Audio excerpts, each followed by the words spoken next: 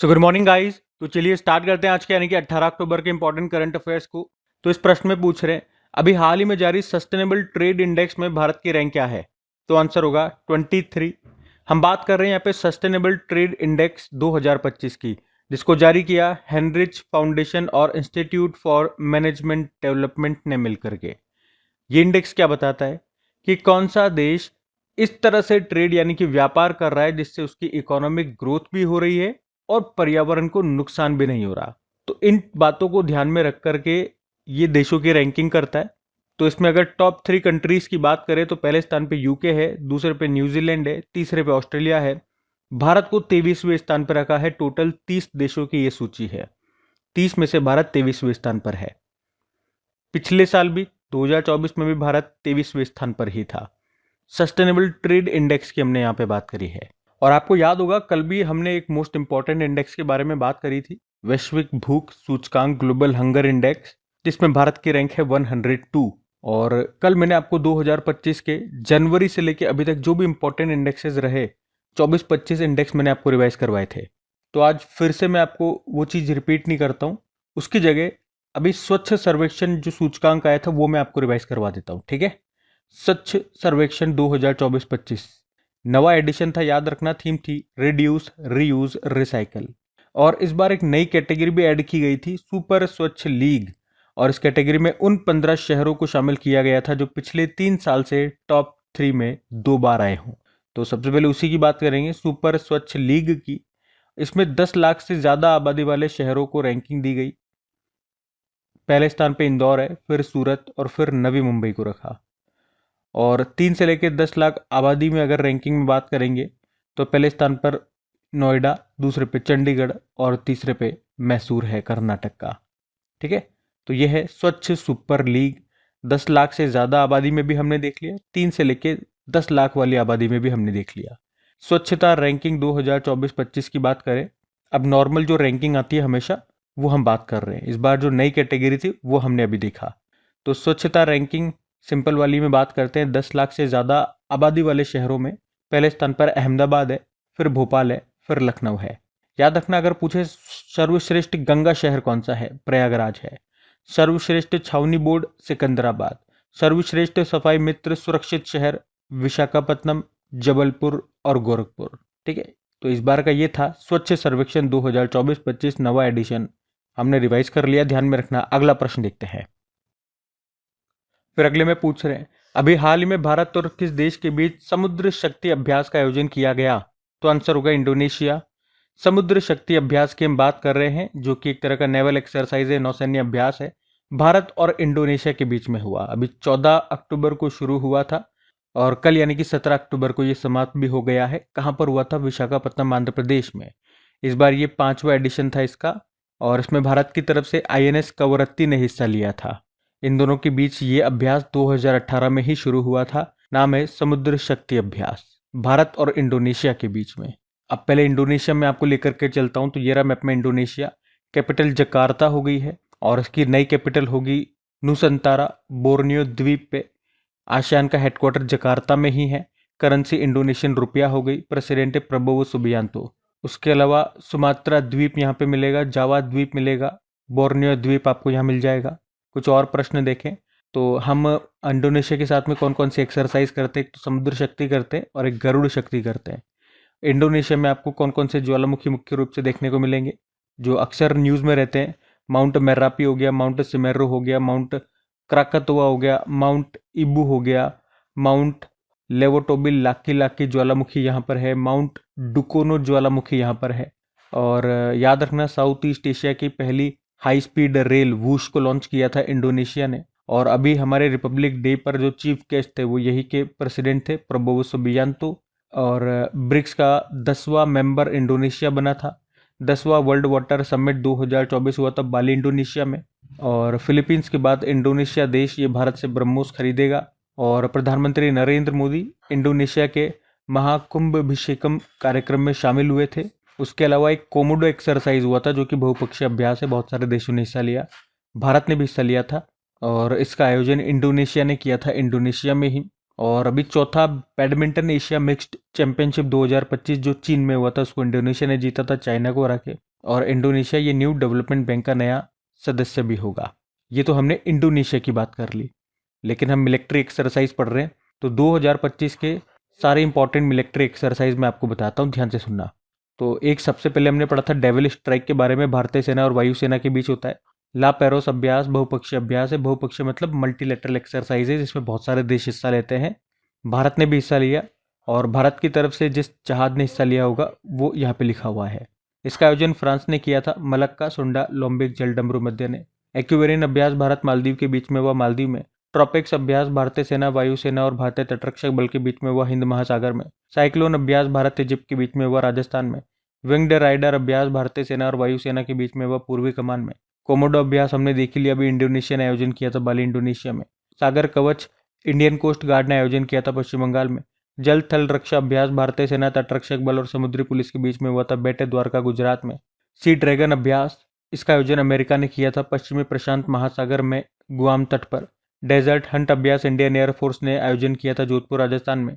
खंजर अभ्यास भारत किर्गिस्तान के बीच में हुआ बिश्केक किर्गिस्तान में।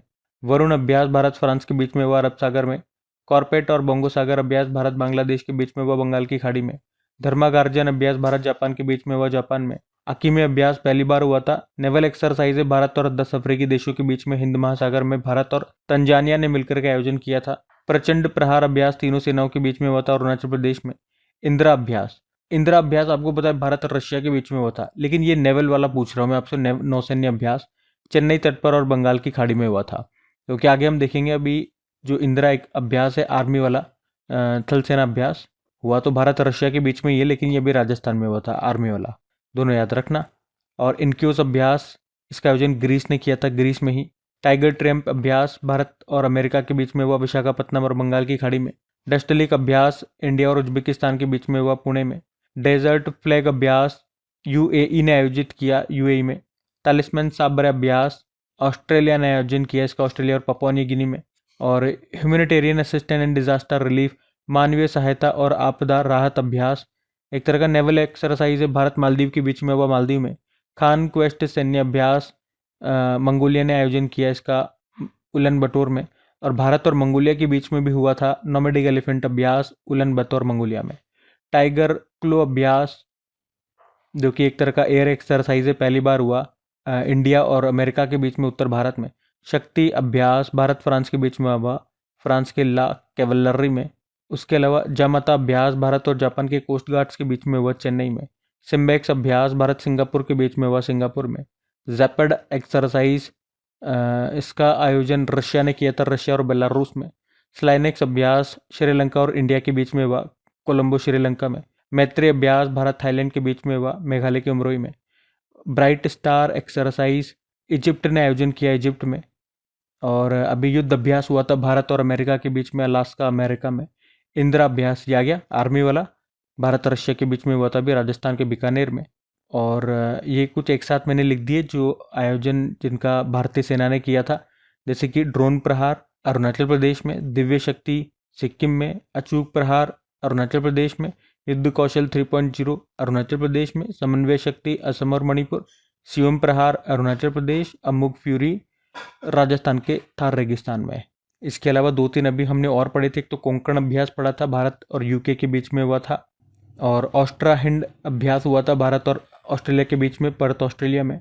और एक अभी हमने पहली बार साउथ कोरिया के साथ एक एक्सरसाइज किया था जिसका नाम है INROKN, जो कि एक तरह का नेवल एक्सरसाइज था। कहाँ पे? साउथ कोरिया के बुसान नौसैन्य बंदरगाह पर। ठीक है, तो ये मैंने आपको 2025 के सारे एक्सरसाइजेज रिवाइज करवा दिए हैं, ध्यान में रखना। अगला प्रश्न देखते हैं। फिर अगले में पूछ रहे हैं हाल ही में जन सुरक्षा और बीमा लक्ष्मी योजना को किसने शुरू किया? तो आंसर होगा LIC ने। तो अभी LIC ने 2 नई बीमा योजनाओं को शुरू किया है। एक का नाम है जन सुरक्षा योजना और दूसरी है बीमा लक्ष्मी योजना। और इन दोनों योजनाओं की खास बात यह है कि इन दोनों योजनाओं में बाजार का यानी कि शेयर मार्केट के उतार चढ़ाव का बिल्कुल भी प्रभाव नहीं पड़ेगा। मतलब ये निवेश पूरी तरह से सुरक्षित है। देखो, पहली योजना थी LIC जन सुरक्षा योजना। इसे खासकर कम आय वर्ग के जो लोग हैं उनके लिए बनाया गया है। इसमें प्रीमियम जो है उसको भी कम रखा गया है ताकि आर्थिक रूप से कमजोर वर्ग अपनी जिंदगी और परिवार की सुरक्षा सुनिश्चित कर पाए। इसमें पॉलिसी का जो टाइम पीरियड होगा, अवधि होगी, वो 12 से लेके 20 साल तक की होगी। प्रीमियम भुगतान की बात करें तो जो पॉलिसी अवधि आप रखोगे उससे 5 साल कम कर दो, इतनी आपकी प्रीमियम भुगतान करना होगा इतने समय के लिए। जैसे कि 20 साल का आपने टाइम पीरियड चुना पॉलिसी का, तो आपको जो पॉलिसी प्रीमियम का जो भुगतान करना होगा उसमें 5 साल कम कर दो, तो 15 साल तक आपको प्रीमियम देना होगा। इसके अलावा 3 साल के प्रीमियम भुगतान के बाद ऑटो कवर सुविधा उपलब्ध हो जाएगी और यहाँ पे न्यूनतम बीमा राशि 1 लाख रुपए से मैक्सिमम 2 लाख रुपए तक आप करा सकते हो। उसके अलावा दूसरी योजना LIC बीमा लक्ष्मी योजना है और ये खासकर महिलाओं के लिए डिज़ाइन किया गया है। इसमें जीवन बीमा के साथ साथ मनी बैक विकल्प भी उपलब्ध है और इसमें जो पॉलिसी का जो टाइम पीरियड अवधि है वो 25 साल रखा है और प्रीमियम की जो अवधि है वो 15 से लेकर 20 साल के बीच में आप चुन सकते हो और इसमें न्यूनतम जो बीमा राशि है वो 2 लाख रुपए तय की गई है, मैक्सिमम की कोई सीमा नहीं है। और महिलाओं के लिए इसमें एक एक्सक्लूसिव क्रिटिकल इलनेस राइडर का भी विकल्प है जो कैंसर, सर्जरी और गर्भावस्था संबंधित जटिलताओं को कवर करता है। इसके अलावा इस योजना में भी 3 साल के बाद ऑटो कवर की सुविधा मिलेगी। तो इतना डिटेल में आपसे नहीं पूछेगा, वो मैंने आपको समझा दिया। सिंपल से याद रखना, LIC ने अभी 2 नई बीमा योजनाएं शुरू की है। एक है जन सुरक्षा योजना और दूसरी है बीमा लक्ष्मी योजना। LIC जिसकी स्थापना होती है 1 सितंबर 1956, मुंबई में मुख्यालय है और अभी इसके नए MD CEO बने थे R दुर्रेस्वामी। इससे पहले LIC ने जीवन समर्थ पहल शुरू की थी, बीमा सखी योजना शुरू की थी पानीपत हरियाणा से और वन मैन ऑफिस नाम से एक ऑनलाइन सेवा भी शुरू की थी। ठीक है, तो ये सब ध्यान रखना। अगला प्रश्न देखते हैं। फिर अगले में पूछ रहे हैं, हाल ही में किसे 2025 के लिए ICC महिला प्लेयर ऑफ द मंथ चुना गया है? तो आंसर होगा स्मृति मंधाना को। तो अभी ICC 2025 माह के लिए ICC player of the month की घोषणा कर दी है। तो इसमें पुरुषों में यानी कि ICC men's player of the month चुना गया अभिषेक शर्मा को और महिलाओं में यानी कि ICC women's player of the month चुना गया है स्मृति मंधाना को। दोनों भारतीय हैं, दोनों के नाम ध्यान में रखना। और ICC की बात करें, इंटरनेशनल क्रिकेट काउंसिल की स्थापना होती है 1909 में, हेडक्वार्टर दुबई UAE। CEO अभी इसके भारतीय बने थे संजोग गुप्ता, इस पद पर आने वाले दूसरे भारतीय हैं। चेयरमैन जयशाह है सही। ICC हॉल ऑफ फेम में शामिल होने वाले पहले भारतीय महिला बनी थी डायना एडुल्जी और दूसरी भारतीय महिला नीतू डेविड। उसके अलावा ICC पुरुष क्रिकेट समिति का पूर्ण अध्यक्ष बनाया गया था सौरव गांगुली को और महेंद्र सिंह धोनी को ICC हॉल ऑफ फेम में शामिल किया गया था। वे सम्मान पाने वाले 11वें नंबर के भारतीय खिलाड़ी बने थे। ठीक है, तो ये स्टैटिक भी ध्यान में रखना। अगला प्रश्न देखते हैं। फिर अगले में पूछ रहे हैं, अभी हाल ही में IUCN प्रजाति अस्तित्व आयोग का पहला एशियाई अध्यक्ष किसे नियुक्त किया गया? तो आंसर होगा विवेक मेनन को। तो भारतीय वन्यजीव संरक्षण विशेषज्ञ विवेक मेनन को international union for conservation of nature के प्रजाति संरक्षण आयोग का अध्यक्ष बनाया गया है और ये पहली बार है जब कोई एशियाई व्यक्ति इस पद को संभाल रहा हो। मतलब ये पहले भारतीय नहीं है इस पद को संभालने वाले, बल्कि पहले एशियाई व्यक्ति हैं। तो प्रश्न इंपॉर्टेंट बनता है। और IUCN का ये जो प्रजाति संरक्षण आयोग है ये एक वैश्विक नेटवर्क है। इसका उद्देश्य होता है जैव विविधता की रक्षा करना और संकटग्रस्त प्रजातियों के अस्तित्व को सुनिश्चित करना। और IUCN के बारे में तो हम कई बार पढ़ चुके हैं। IUCN का फुल फॉर्म होता है the international union for conservation of nature and natural resources. स्थापना होती है 1948 में, हेडक्वार्टर ग्लेन स्विट्जरलैंड। आपको याद है IUCN हैरी मैसेल पुरस्कार देता है और इस बार दिया गया था बिप्लब कुमार तालुकदार को जो कि असम के हैं। IUCN ने रेड डेटा सूची में मीठे पानी की जैव विविधता के महत्वपूर्ण हॉटस्पॉट के रूप में किसे सूचीबद्ध किया था? पश्चिमी घाट को, वेस्टर्न घाट्स को। तो ये पॉइंट भी ध्यान में रखना। अब ये हमारा अपॉइंटमेंट वाला प्रश्न है, तो कुछ इंपॉर्टेंट नियुक्तियां मैं आपको रिवाइज कराऊंगा यहाँ पे। जैसे अभी आपको याद है RPF की पहली महिला प्रमुख बनी थी सोनाली मिश्रा, LIC के MD CEO R दुर्रेस्वामी, राष्ट्रीय वित्तीय रिपोर्टिंग प्राधिकरण नेशनल फाइनेंशियल रिपोर्टिंग अथॉरिटी के अध्यक्ष नितिन गुप्ता, इरडाई के नए अध्यक्ष अजय सेठ, संसद टीवी के CEO उत्पल कुमार, सशस्त्र सीमा बल के नए महानिदेशक संजय सिंघल, विक्रम साराभाई अंतरिक्ष केंद्र के नए निदेशक डॉक्टर A राजराजन और इंटरनेशनल क्रिकेट काउंसिल के CEO संजोग गुप्ता बने थे इस पद पर आने वाले दूसरे भारतीय। हिंदुस्तान यूनिलीवर लिमिटेड की पहली महिला एमडी सीईओ प्रिया नायर, लद्दाख के लेफ्टिनेंट गवर्नर कविंदर गुप्ता, गोवा के राज्यपाल अशोक गजपति राजू, हरियाणा के राज्यपाल प्रोफेसर आशिम कुमार घोष, राष्ट्रीय चिकित्सा आयोग के नए अध्यक्ष अभिजात शेठ, क्षमता निर्माण आयोग कैपेसिटी बिल्डिंग कमीशन का अध्यक्ष बनाया गया था एस राधा चौहान को। ठीक है, 14 नियुक्तियां हमने यहाँ पे रिवाइज की, ध्यान में रखना। अगला प्रश्न देखते हैं। फिर अगले में पूछ रहे हैं, अभी हाल ही में अंतर्राष्ट्रीय गरीबी उन्मूलन दिवस ये कब मनाया गया? तो आंसर होगा 17 अक्टूबर को। तो हर साल 17 अक्टूबर को अंतर्राष्ट्रीय गरीबी उन्मूलन दिवस के रूप में मनाया जाता है। और इस बार की थीम क्या है? परिवारों के लिए सम्मान और प्रभावी समर्थन सुनिश्चित करके सामाजिक और संस्थागत दुर्व्यवहार को समाप्त करना। और इस दिन को मनाने का उद्देश्य गरीबी में रहने वाले लोगों और व्यापक समाज के बीच समझ और संवाद को बढ़ावा देना। और 1987 में पेरिस, फ्रांस में पहली बार ये दिन मनाया गया था, अंतर्राष्ट्रीय गरीबी उन्मूलन दिवस। अच्छा, अक्टूबर के अभी तक के सारे डेज तो मैं आपको रिवाइज कराऊंगा ही सही, लेकिन यहाँ पे गरीबी से 2-3 प्रश्न मैं आपको याद दिलाना चाहूँगा। पहले तो ये याद रखना कि 3 तरह की समिति आपने सुनने को मिलेगी। एक तो है सुरेश तेंदुलकर समिति, लकड़वाला समिति, रंगराजन समिति, और इन तीनों का संबंध गरीबी से है। एक वैश्विक बहुआयामी गरीबी सूचकांक 2024 आया था, उसके अनुसार अत्यंत गरीबों की संख्या के मामले में कौन सा देश टॉपर था? इंडिया। किसके अनुसार? यूनाइटेड नेशन डेवलपमेंट प्रोग्राम के अनुसार। और गरीबी उन्मूलन के लिए अंतर्राष्ट्रीय दिवस हमने देखा ही सही 17 अक्टूबर को। और सस्टेनेबल डेवलपमेंट गोल्स में जो पहला वाला गोल है वो यही कहता है, नो पॉवर्टी। पंडित दीनदयाल उपाध्याय गरीबी मुक्त ग्राम योजना ये राजस्थान ने शुरू की थी। चलो डेज रिवाइज कराता हूँ आपको। 1 अक्टूबर को अंतर्राष्ट्रीय वृद्धजन दिवस, इंटरनेशनल कॉफी डे और वर्ल्ड वेजिटेरियन डे था। 2 अक्टूबर को अंतर्राष्ट्रीय अहिंसा दिवस, स्वच्छ भारत दिवस। 4 अक्टूबर को विश्व पशु दिवस। 5 अक्टूबर को राष्ट्रीय डॉल्फिन दिवस और वर्ल्ड टीचर डे। 6 अक्टूबर को विश्व पर्यावरण दिवस, वर्ल्ड हैबिटेट डे, जो कि अक्टूबर के पहले सोमवार को था। 7 अक्टूबर को वर्ल्ड कॉटन डे। 8 अक्टूबर को इंडियन एयरफोर्स डे।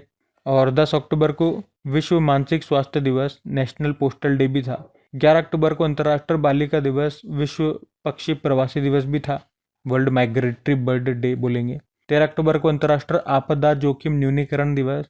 14 अक्टूबर को विश्व मानक दिवस, वर्ल्ड स्टैंडर्ड डे। 15 अक्टूबर को विश्व छात्र दिवस। 16 अक्टूबर को वर्ल्ड एनेस्थीसिया डे और विश्व खाद्य दिवस, वर्ल्ड फूड डे भी था। और आज हमने देखा 17 अक्टूबर को international day for eradication of poverty बोलेंगे इंग्लिश में, हिंदी में गरीबी उन्मूलन के लिए अंतर्राष्ट्रीय दिवस हो गया ये। ठीक है, तो ये अक्टूबर के अभी तक के डेज हो गए, ध्यान में रखना। अगला प्रश्न देखते हैं। फिर अगले में पूछ रहे हैं, हाल ही में 30वीं सीनियर महिला राष्ट्रीय फुटबॉल चैंपियनशिप, या ऐसे ही बोलेंगे राजमाता जीजाबाई ट्रॉफी, इसका खिताब किसने जीता? तो आंसर होगा मणिपुर ने। तो हम बात कर रहे हैं senior women's national football championship की। इस बार ये इसका 30वां संस्करण था। 4 सितंबर को शुरू हुआ, 15 अक्टूबर तक चला। और इस चैंपियनशिप को राजमाता जीजाबाई ट्रॉफी के नाम से भी जानते हैं। तो इसको जीता किसने? मणिपुर ने जीत लिया है 24वीं बार।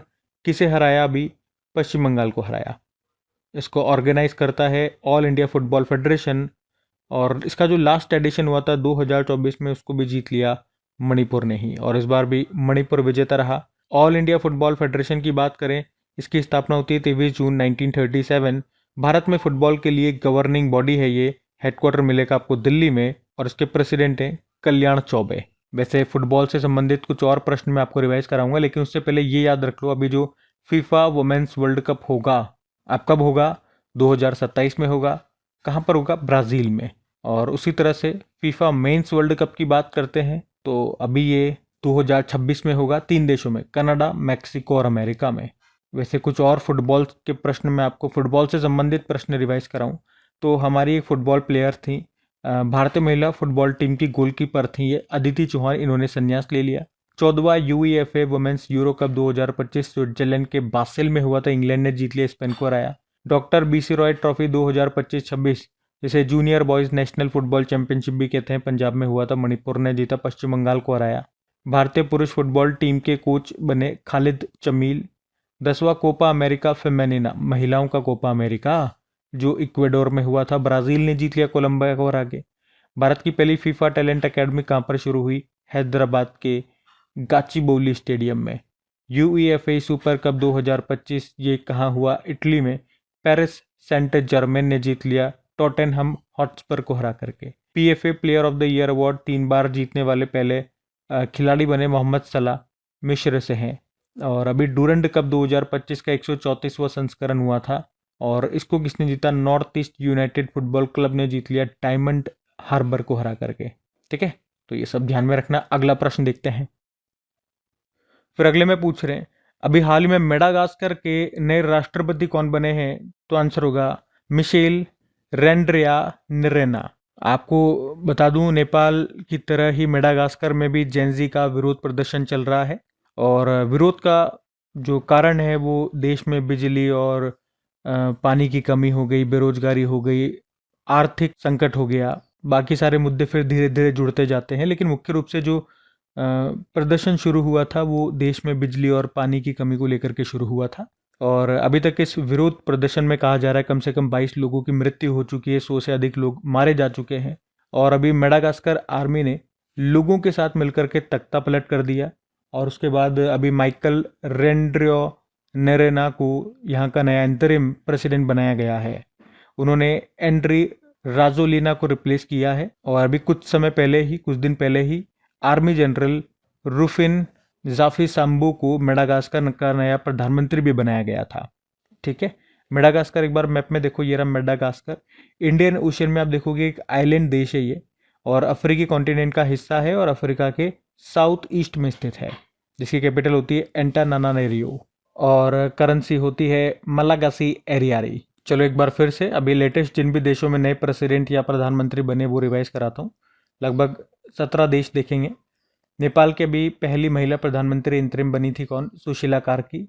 नॉर्वे के फिर से प्रधानमंत्री बने जोनास गहर। फ्रांस के नए प्रधानमंत्री सेबेस्टियन लेकॉर्नु। गुयाना के राष्ट्रपति इरफान अली। थाईलैंड के नए प्रधानमंत्री अनुतिन चारनविराकुल।